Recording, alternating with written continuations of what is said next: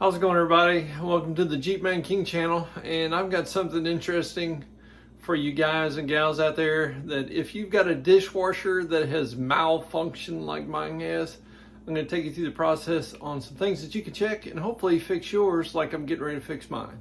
So what happened was, and of course it always happens when you're washing dishes, right? Because it's actually on. So went through a cycle and then it wouldn't pump the water out. So now you find out that your dishwasher has got issues, and you open it up to see what's going on and it's full of water at the bottom. Then you know you got problems. So first thing you gotta do is take your old dishes out, and if they're still dirty, you gotta take them out and put them on the counter or do them in the old sink like the old fashioned way, like I used to have to do when I was a kid, but now I don't. So anyhow, we'll clean it out, and now I'm going to take you through the process of how do you get rid of all the water that's in the bottom of your dishwasher. Even if you do decide to replace your dishwasher, it's just so much easier to do it this way because you can get rid of the water. You don't have to worry about spilling it all over the ground as you're disconnecting it and pulling out, and either going to discard it or possibly fix it. I've kind of got lucky on the issue of mine, and if you've got the same issue going on with yours, I'm going to show you what I've done to repair it. So first off, down in the bottom there, I went ahead and pulled out my bottom dishwasher tray and got that out of the way. And I thought maybe I was going to be lucky and thought maybe there's a strainer located right here in the low area of your dishwasher. That's where the suction of the pump pulls in all the water, and that's where it will actually recirculate through your dishwasher until your dishes are clean. But there's all water in here, okay? So I got to figure out what's going on, and I'm going to take you through that step of, first of all, we need to remove the water and get rid of that so we can start inspecting this dishwasher. Now, something that you might want to do, of course, if your dishwasher quits, then yeah, go check your breaker. Make sure your breaker's good. But if you've got power on your dishwasher, then you know you've got something else going on with your unit. So I'm going to show you the first step in which to remove that water in the bottom of your dishwasher. If you don't have a wet vac, what you can do is take you a measuring cup, and you can actually start dipping down here in this little sump. This is where my filter goes, and you can take this out and take a measuring cup and start dipping out the water to help get that, because you can stick it way down in there and get a lot of water each step, but I don't have to do that. So if you've got a wet vac, which I do, it's going to make it really easy, okay? So your dishwasher has to drain, and most of the time you've got a sink located right next to you, and all dishwasher is going to have a drain on it like this, okay? So get underneath your sink, find your drain, and disconnect it off of your drain pipe, and usually located right underneath the drain, your sink itself. Just take it off, and what we're going to do, we're going to take that wet vac, we're going to put it on here and actually suck this out. Now remember, it could be the pump that's an issue, it could be electrical issue as well. No power to the pump to actually turn it on and pump it out, but it also could be a clog in your drain line. So when I turn this unit on and hit the drain button, you hear a noise. The motor is trying to work, but it's not pumping any water out. So first thing is I'm going to put the wet vac on this and go ahead and suck this out, and it will suck out all of this water in the bottom of my dishwasher, so that way I can go to the next step. Don't have to worry about dumping water everywhere, and to make sure that I don't have a plug in my drain line. So let's get that going. All right, so we're going to turn on the wet vac. It's going to be a little loud, but hang in there.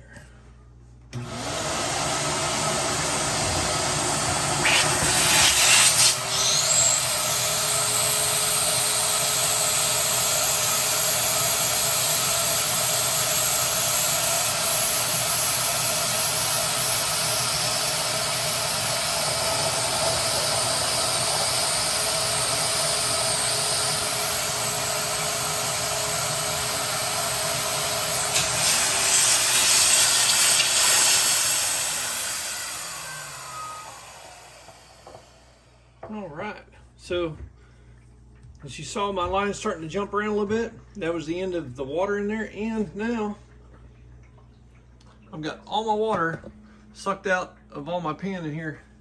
Now I don't have to worry about water spilling everywhere, okay? Now, I'm gonna show you what it's doing here. Gonna hit the drain button, and you can hear it.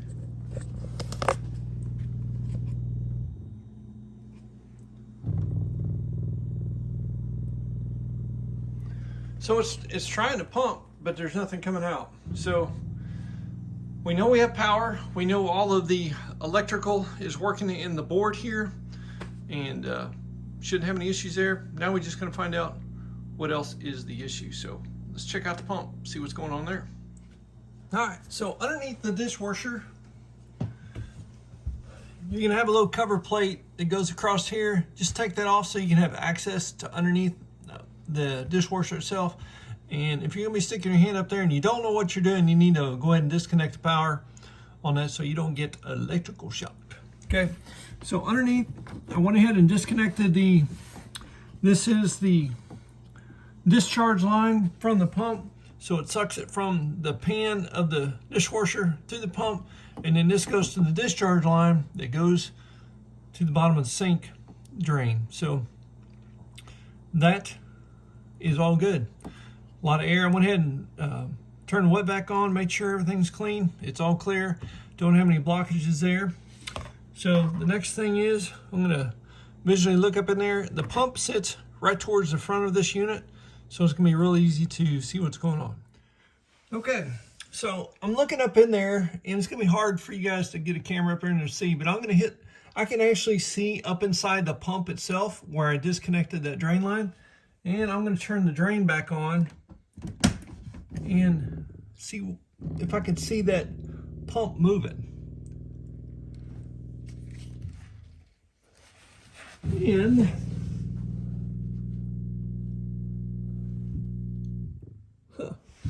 so this is what I see, guys. I have got the shaft of the pump is actually turning, but the impeller is completely, it looks like it's broken pieces, or it actually fell off the pump. So I'm gonna be pulling that out, and I'll give you guys a closer look what's really going on here. All right, so this is what I found. Here's the pump right here, and the only thing that you have to do to take this pump out is right here. This is where the power wire goes, right here.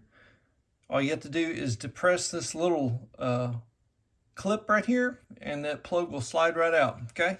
Now, this is what I can actually see. The pump sits in there like this.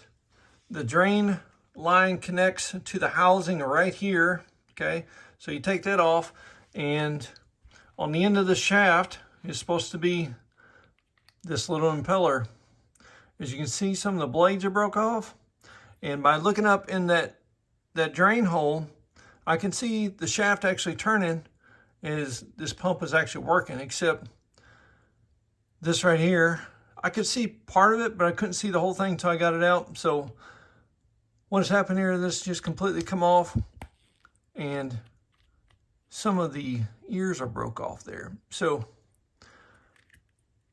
I could probably glue that back on and actually use this pump again. But with them fins broke off, I'm gonna go ahead and throw it away and get a new pump, okay? Now, this is my new pump already, and the only thing that you have to do to source some parts is just look up what you have. This is a Whirlpool dishwasher. Go to Whirlpool dishwasher parts site, just put Whirlpool parts, Google it, it'll come up.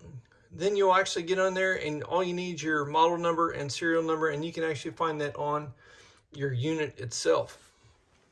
So I got the model number, serial number, punched it in, and just put in dishwasher pump impeller, and this is what it come up with. Just the whole pump itself, okay? So what you do then to find the best price on a replacement pump is get the OEM part number, all right? Then go to Amazon. That's where I source a lot of my aftermarket parts, and punch in that OEM part number. You don't have to do anything else but punch in the part number of this pump. And guess what, guys? This will come up. They make several different ones, and several different manufacturers makes the same aftermarket pump. And for, I think it's 28 bucks. Got a new pump and it included the impeller. Now, the only thing that you have to do to release this pump is this lever right here. Just depress this lever and turn it counterclockwise, because it's going to sit just like this inside your unit. Reach up in the back, depress that little lever, and spin it counterclockwise. When you do that, it pops right out. You got these 3 ears, 1, 2, 3, that keep it all in place. And by turning it counterclockwise, it releases it and falls out. There is an O-ring right here around this white housing. That's what's going to seal your pump off. And all you have to do is stick it back in there. You'll feel it kind of lay in place, and turn it clockwise. It'll lock in with this tab. Make sure it's nice and tight. Reconnect your power source here, and you're good to go. Now, luckily mine, I knew the pump actually worked. But if you don't know if it could possibly be electrical supply issue and your pump actually be good, is all you have to do is hit your drain button. And if your drain comes on and lights up on the front panel on your dishwasher, just check for power source at this connection. You're going to have a positive side for your 120 and a ground side for the other side. If you've got power, then your motor itself has gone bad. It's not necessarily your impeller. So that's something to check. Now I'm going to stick this thing in, and guess what, guys? For 28, 29 bucks, we're going to have my dishwasher up and going again. Makes Mrs. King nice and happy, and me too. So let's get her going. All right, so I was able to get this camera down in there so you guys can see what's going on. This is your drain line. This is your clamp. This, you can actually leave your drain line on if you want to, because the housing is separate than the pump. That right there is your power support, your power supply. And you just push down that thing that comes out, and then just right over the top is that other little clip that you'll depress and then spin it counterclockwise. It goes in there nice and tight. These ears, it's just a piece of cake. Goes right in there, snaps right back in place, and it seals up. Just make sure that your drain line is in good shape and that your clamp is on tight, because you need to make sure. I took this off, but since now I've been in here, you don't have to. You can actually leave that all connected, but just make sure everything is nice and tight before you re-energize it, and give it a try. All right, lastly, we're going to go ahead and reconnect the drain line supply to the bottom of the sink drain. And once again, just make sure you get it pushed all the way up, depress your clamp, make sure you got a good seal. And once we energize this, we're going to put some water in the bottom and actually hit that pump, make sure everything's good. And we'll be checking all of our fittings to make sure that we're not flooding our kitchen. So let's get this connected. All right, so what I'm going to do is go ahead and dump some water in here and fill this up, because I want to make sure that everything is sealed and everything's working good before I actually try to run it. It'll just save me, let's just say, a lot more work. So just fill her up just like that, and focus. All I'm going to do is I'm going to shut this door, and I'm going to hit the drain and listen for the water. Hopefully it will drain out.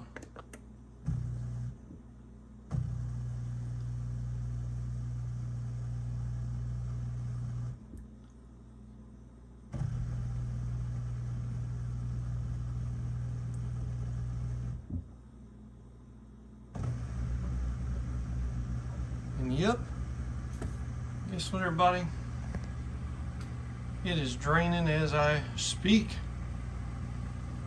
Sucking all that water out.